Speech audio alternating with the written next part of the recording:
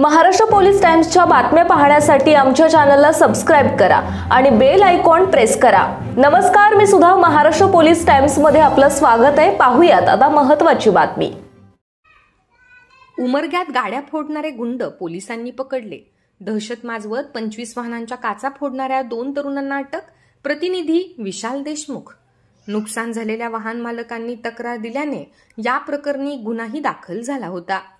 पोलिसांनी सोमवारी दिनांक 20 रात्री राबवण्यात आलेल्या कोबिंग ऑपरेशनमध्ये साहिल पोलिसांच्या हाती लागला।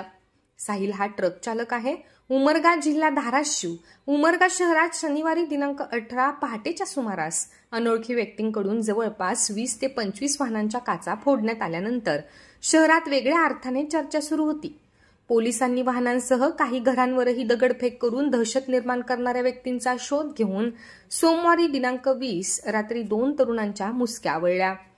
याबाबतची माहिती अशी की शनिवारी पहाटे 3 ते 3:30च्या सुमारास अचानक काही अनोळखी व्यक्तींकडून आदर्श विद्यालय परिसर ते साने गुरुजी नगर मधील 20 ते 25 चारचाकी दुचाकी वाहनांच्या काचा फोडून नुकसान करण्यात आले होते।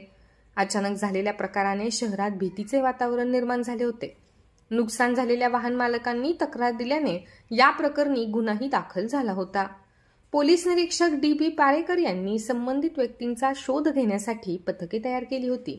या प्रकरणाशी संबंधित असलेल्या समीर अब्दुल रहीम शेख वय वर्ष 21 राहणार डिग्गी रोड उमरगा याला ताब्यात घेण्यात आल्यानंतर त्याने त्याचा साथीदार साहिल अयूब मासुलदार वय वर्ष 22 राहणार उपजिल्हा रुग्णालयासमोर उमरगा असे नाव सांगितले। महाराष्ट्र पोलीस टाइम्स चॅनलला लाईक आणि सबस्क्राइब करा। धन्यवाद।